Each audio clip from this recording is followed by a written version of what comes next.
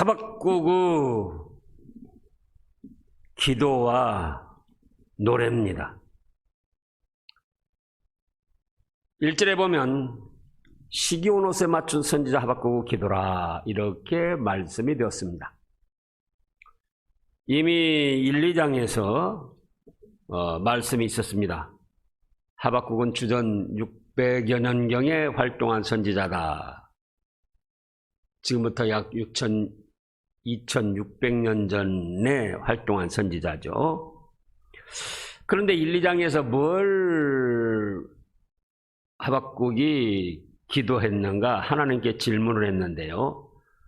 하나는 이스라엘 백성들, 유다 백성들이 비록 죄를 짓고 잘못을 저질렀다 할지라도 그 이스라엘, 유다 백성들보다 더 악한 아수르나 또는 바벨론 사람들을 통해서 이스라엘, 유다를 징벌하시는 것이 그것이 과연 합당한가요? 그런 질문이었죠. 그러죠.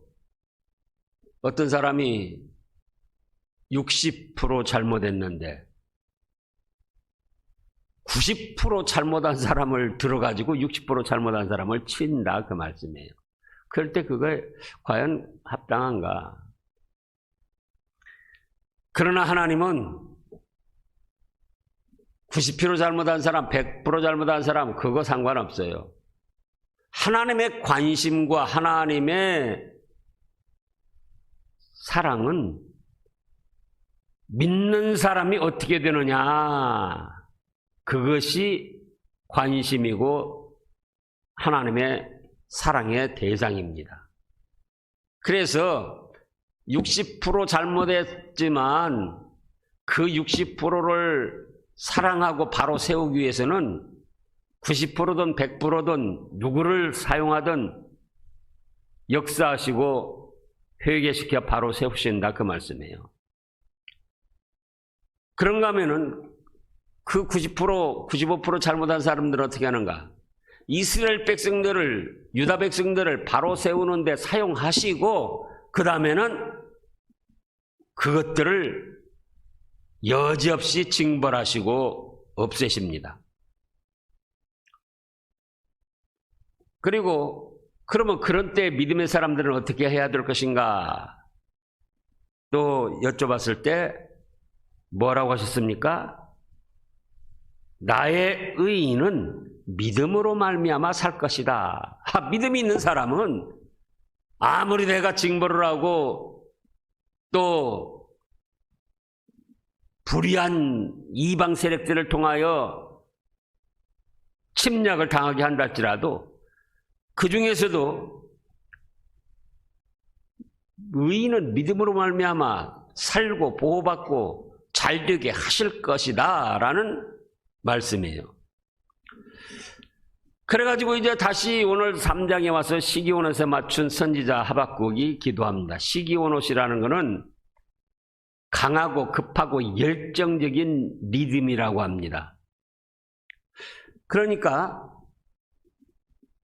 강하고 급하고 열정적인 리듬에 맞춰서 기도를 하고 또 기도에 맞춰서 곡을 붙이기도 하고, 그래서 우리가 기도 찬송을 구분은 하지만은 그렇다 할지라도 찬송을 곡조 없이 하면은 그것이 기도가 되고 기도에다 곡조를 붙이면은 그것이 찬송이 되는 거예요. 그래서 우리가 기도를 할 때에 기도가 잘 안 되고 모르겠다 그러면은 찬송을 하면 돼요. 찬송을. 큰 소리로 찬송을 못해도 예를 들어서 기도 생각이 안 나요. 그럼 뭐예요? 주 안에 있는 나에게 딴 근심이 있으랴. 그렇습니다. 주님, 제가 주 안에 있으니 딴 근심이 없습니다. 십자가 밑에 나아가 내 짐을 풀었네. 그게 기도이자 찬송인 거예요.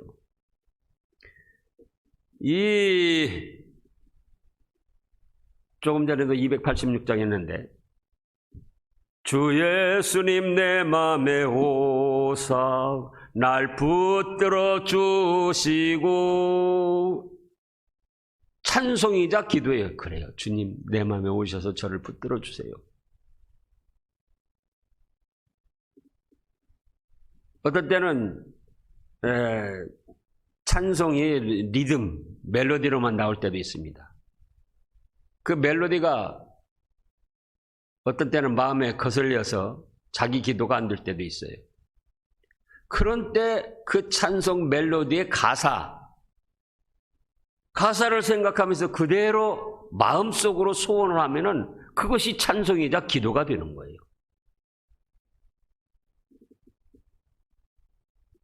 그래서 지금 유명한 선지자들도 어떻게 했어요? 시기온옷, 급하고 강한 열정적인 리듬에 맞춰서 기도를 했고 곡조를 붙이고, 또 그것이 곡조 없이 그냥 하면은 뭐가 되더라? 기도가 되고, 곡조를 붙이면 기도가 찬송이 되고, 찬송에다 곡조 없이 하면 그것이 기도가 되고.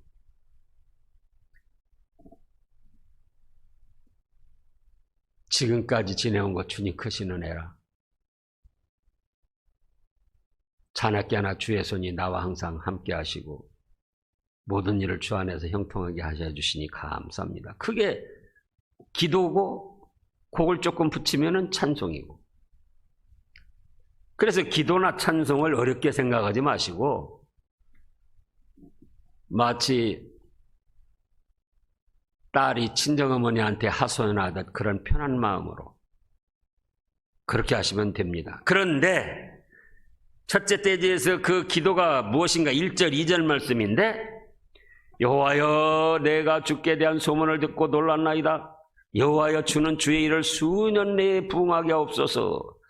놀랐다는 것은 이제 북쪽 이스라엘 나라는 이미 아수르에게 망했고 남쪽 유다만 남았는데 유다도 바벨론이 쳐들어와서 망하게 한다고 하니까 그 소식을 듣고 놀란 거예요.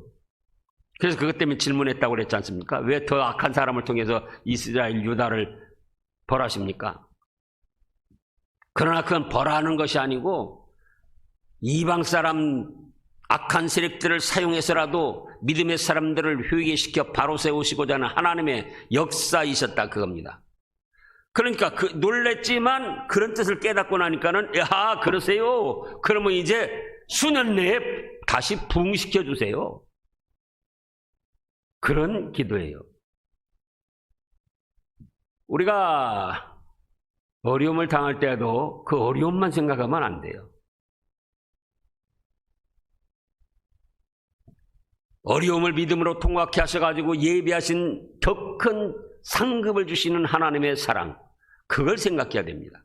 그러니까 베드로가 제자들이 낙심한 이유도 그거였어요. 십자가 못 받고 내가 예루살렘에 올라가서 고난당하고 죽어야 된다. 장로들, 서기관, 대제사장들에게 고난당하고 죽는다. 그러니까 그것만 생각하는 거예요. 근데 그 다음에 뭐라고 하셨죠? 3일에 내가 다시 살아나리라. 비록 십자가 고난을 당하고 죽으시지만은 우리 값을 담당하고 영광스럽게 살아나실 거기까지 생각해야 되는데, 오늘날 우리도 그렇습니다. 우리도 잘못하면 고난을 당하는 거예요. 징계를 받는 거예요. 우리보다 더 악한 사람, 믿지 않고 미신 섬기고 다른 잡종교 섬기는 그런 사람들이 우리를 짓밟게 하고 넘보게 합니다. 그런 때 갈등할 것 없어요. 하나님, 제가 무지몽매해서 깨닫지를 못하고 죄를 끊어버리지 못하고 회개를 하지 않으니까 저런 악한 세력을 통해서라도 이것을 바로 세워주시려니 감사합니다. 그리고 이제 제 믿음을 부흥시켜 주시옵소서. 그렇게 기도를 하는 거예요. 그러면서 끝에 뭐라고 그랬습니까? 2절 끝에. 2절 끝에요. 진노 중에라도 긍휼을 잊지 마소서. 그거예요. 진노 중에라도. 저희가 잘못한 것이 있어서 하나님 때로는 징계도 하시지만 진노 중에라도 예수님을 믿고 하나님을 아버지로 섬기는 그 믿음을 보아주셔서 긍휼히 여겨 주시옵소서, 불쌍히 여겨 주시옵소서. 그래서 비록 바벨론의 침략으로 유다 나라가 어려움을 당하지만 나라까지 망하니까 얼마나 큰 어려움입니까?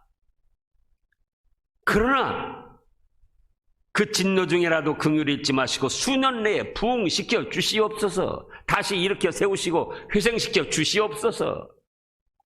그런 기도를 했습니다. 무엇에 맞춰서요? 시기노오노에 맞춰서, 강하고 열정적인 리듬에 맞춰서 찬송하며 기도했다, 이 말씀입니다. 그러면서 계속 이어진 거예요. 그래서 3절부터 16절까지는 천하 만물을 동원하여 악을 심판하시는 하나님의 뜻을 나타내셨어요. 뭘 동원해서요? 천하 만물을 동원해서 악을 심판하신 하나님. 3절에 하나님이 대만에서부터 오시며 거룩한 자가 바란 산에서부터 대만, 바란산 다 이 에돔 족속이나 이방 족속들이 터전으로 삼고 사는 그런 곳인데, 그런 곳에서부터도 오시고, 또 4절에 광명이 햇빛같이 광선이 그의 손에서 나오니 그의 권능이 그 속에 감췄도다. 광선, 햇빛, 그런 것을 통해서, 그런 것을 움직여서도 악을 심판하시고, 5절 읽어보세요. 역병이 그 앞에서 행하며 불덩이가 그의 발밑에서 나오는도다. 출애굽할 때도 10가지 재앙 중에 전염병이 많이 일어나게 했잖아요. 이 역병도 전염병이에요. 전염병. 그래서 하나님께서 인간 세상을 다스리는 방편으로 때를 따라서 전염병, 악한 질병을 사용하셨어요. 그래서 역병을 통해서 세상의 악을, 불덩이가 발밑에서 나온다, 우리가 이해한다면 뭐 화산 폭발이 돼가지고, 중세 역사를 보면은 폼페이 도시가 화산 폭발을 해서 완전히 잿더미로 변했습니다.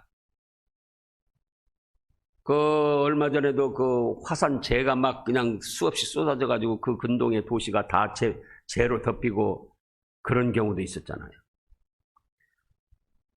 그래서 하나님은 천하 만물을 동원해서 악을 심판하셔요. 6절에 그가 서신즉 땅이 진동하며 그가 보신즉 여러 나라가 전율하며 영원한 산이 무너지며 무궁한 작은 산이 엎드러지나니 그의 행하심은 예로부터 그러하시도다. 영원한 산이 무너진다, 무궁한 작은 산이 엎드러진다. 산을 말하기도 하고 영원히 권세 능력을 행할 것 같은 인간 세력, 어떤 나라, 로마나 또는 그 전에 바벨론, 또 아수르, 그 외에 메데파사 페르시아 제국, 오늘날로 말하면 미국이나 또는 소련 연방, 중국, 일본, 이탈리아, 2차 전쟁 때 이탈리아하고 일본하고 얼마나 기고만장하게 날뛰었습니까?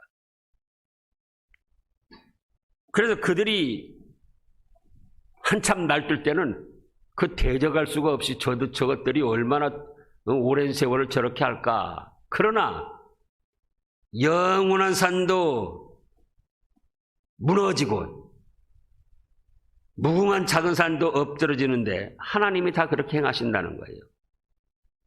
7절에서도 내가 본즉 구산의 장막이 환란을 당하고 미디안의 땅의 휘장이 흔들리는도다. 이 악한 세력들 다 하나님이 징벌하신다는 겁니다. 여호와여 주께서 말을 타시며 구원의 병거를 모시오니 강물을 분이 여기심이니까, 강물을 노여하심이니까, 바다를 향하여 성냄심이니까 바다, 강물 그런 것까지 동원해서 악을 징벌하시고 주께서 활을 꺼내시고 화살을 바로 쏘셨나이다. 셀라. 주께서 강들로 땅을 쪼개셨나이다. 강들도 지진이 나가지고 막 쪼개져 나가게 하고 바다도 쪼개져 나가게 하고 그 해일이 넘쳐가지고는 지상을 다 덮게 만들고 그래서 10절에 12절에 10절 산들이 주를 보고 흔들리며 창수가 넘치고 바다가 소리를 지르며 손을 높이 들었나이다. 일본에 그때 그 앞에 지진이 일어나가지고 해일이 일본을 덮치고 그런 거 있잖아요. 그게 이제 이곳저곳에서 더 크게 일어나 버리면은 바로 이런 말씀대로 이루어지는 거예요. 그래서 날아가는 주의 화살의 빛과 번쩍이는 주의 창의 광채로 이건 내성병력 벼락을 말하는 거예요. 날아가는 주의 화살의 빛과 화살이 날아가는 것처럼 번쩍하면서 번개가 치고 병력이 일어나고 그래서 해와 달이 그 처소에서 멈췄나이다. 해와 달도 다 동원하셔서 천하 만물의 악한 것들을 심판하시고 주께서 노를 바라사 땅을 두르셨으며 분을 내사 여러 나라를 밟으셨나이다. 주께서 그의 백성을 구원하시려고 기름 부음 받은 자를 구원하시려고 나오사 악인의 집의 머리를 치시며 그 기초를 바닥에까지 드러내셨나이다. 자, 이미 말씀했습니다.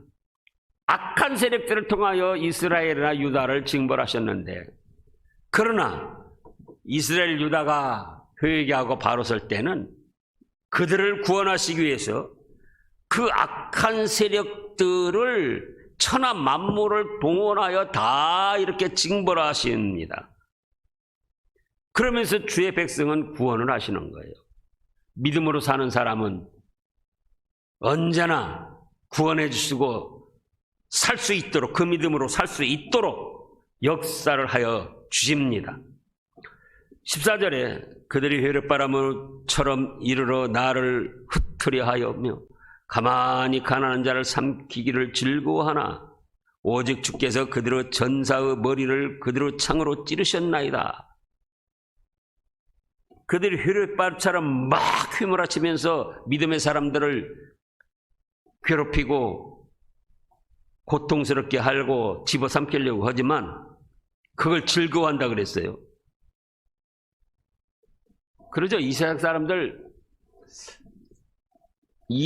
사람들 재미 중에 하나가 뭔 줄 아세요? 이 세상 믿지 않는 사람들은 삶의 재미.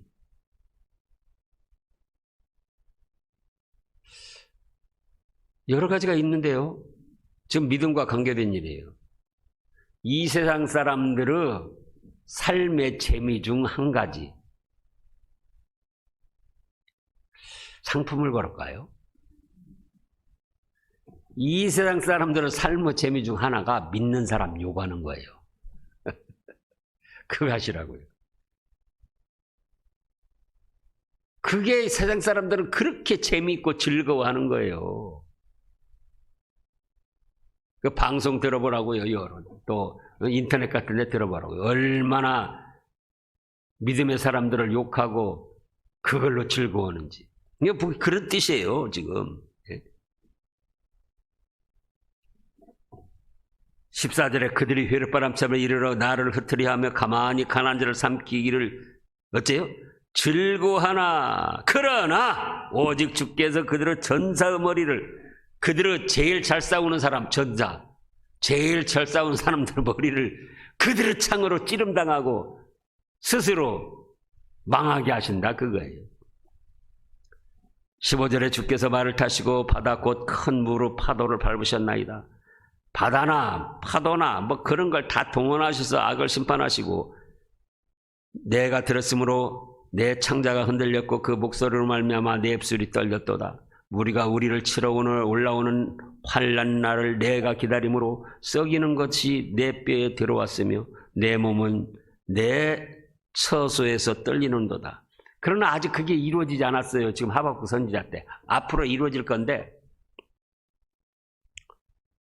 하박국 선지자가 주전 600년경인데 언제 바벨론이 이스라엘을, 유다를 침략했는가? 바로 586년에 침략을 했습니다. 그러니까는 얼마 후에 일어날 그 일을 생각하고 이렇게 두려워하며 떠는 겁니다. 그러나 그런 중에도 하나님은 뭘 하신다? 진노 중에도 긍휼을 베풀어 주옵소서.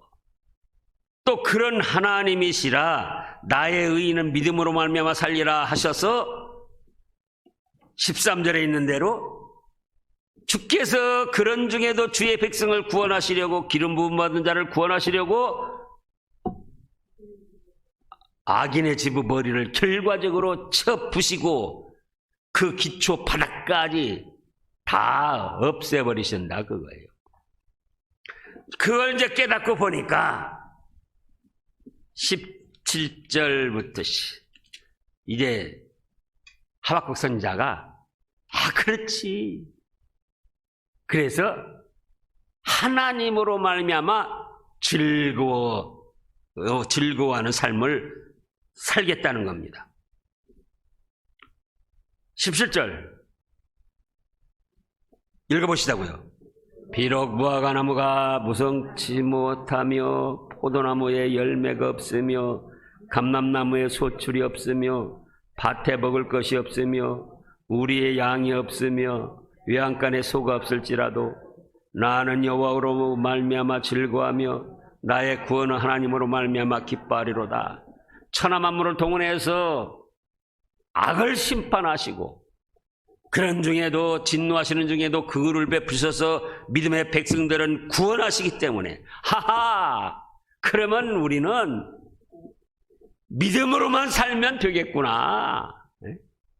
세상에 난리가 나고 별별 희한한 일이 다 일어나고 전염병, 역병이 돌아서 시편에 있는 대로 천만인이 옆에서 엎드러지지만은 그래도 나는 믿음으로만 살면 되겠구나. 하나님 한 분이면 만족하다 해서 비록 무화과나무가 무성하지 못하며 포도나무에 열매가 없으며 감람나무에 소출이 없으며 밭에 먹을 것이 없으며 우리의 양이 없고 외양간에 소가 없을지라도 하나님이 나를 구원해 주시니, 하나님이 그런 중에도 우리 믿음의 사람들을 보호해 주시니 나는 구원의 하나님으로 말미암아 즐거워하고 기뻐할 것이다.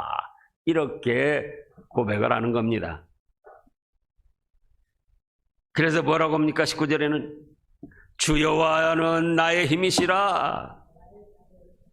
나의 발을 사슴과 같게 하사 나를 나의 높은 곳으로 다니게 하시리로다.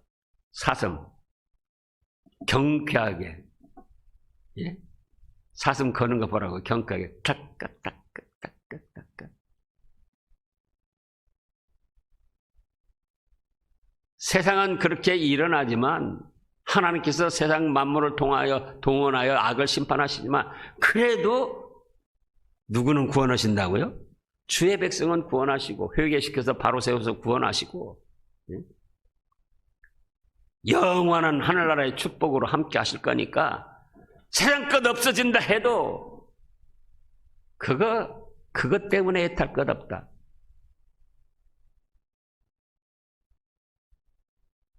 공수래 공수거 그러잖아요.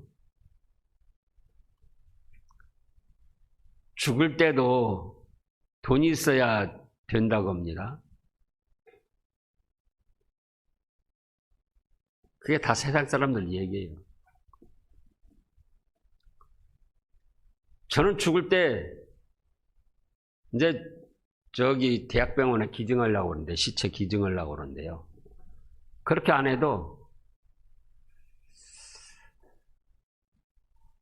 그냥 내버려서 썩으면 누가 손해일까요?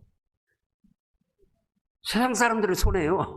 냄새나고. 그러니까 돈 없다고 죽을 거 걱정할 것 없어요. 그냥 내버려서 길가에 내버려서 썩은들 예수님이 언제든지 재림하실 때 부활시킬 것이고 영혼은 이미 천국 가서 복락을 누리는데 그까짓 거 묻으면 어쩌고 화장하면 어쩌고 안 묻으면 어쩌고.